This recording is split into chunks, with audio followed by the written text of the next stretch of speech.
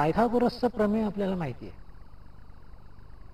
पायथागोरसचं प्रमेय आपल्याला असं सांगतं की काटकोन त्रिकोणामध्ये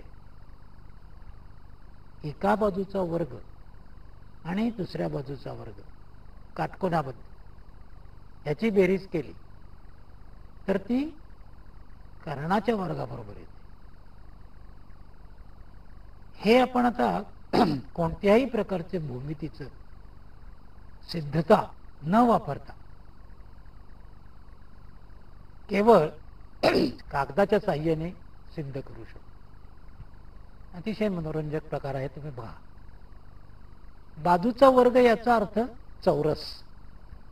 त्यामुळे ह्या बाजूवर मी एक चौरस काढलो. तसाच ह्या बाजूचा वर्ग म्हणजे चौरस. आता मला एवढंच दाखवायचं आहे की हा चौरस आणि हा चौरस मी जर एकत्र केला तर ह्या बाजूवरचा चौरस तयार व्हायला पाहिजे. म्हणजे ह्या बाजूचा वर्ग आणि या बाजूचा वर्ग यांची बेरीज या तिसऱ्या बाजूच्या वर्गा इतकी येईल. हे करायला मला हा जो मोठा चौरस आहे तो एका विविक्षित प्रकाराने कापायला लागतो आणि त्याचे 4 तुकडे करायला लागतो.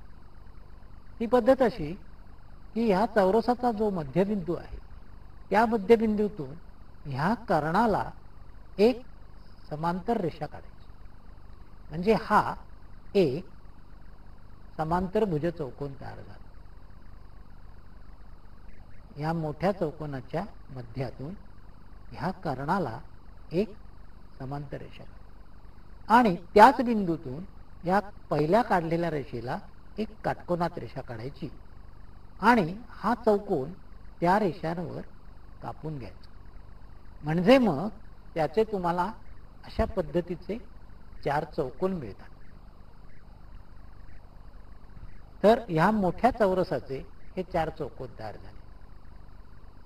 आता मी जर हे चौकोन एका विविक्षित प्रकाराने जर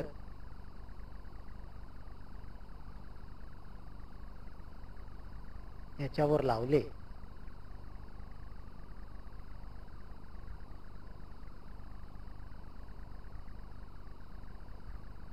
तर तुम्हाला असं दिसून येईल की हे जे 2 चौकोन आहेत ते लावल्यामुळे जो एक मोठा चौरस तयार झालेला आहे तो चौरस बरोबर ह्या कर्णाच्या बाजूच्या वर्गा इतका झालेला आहे.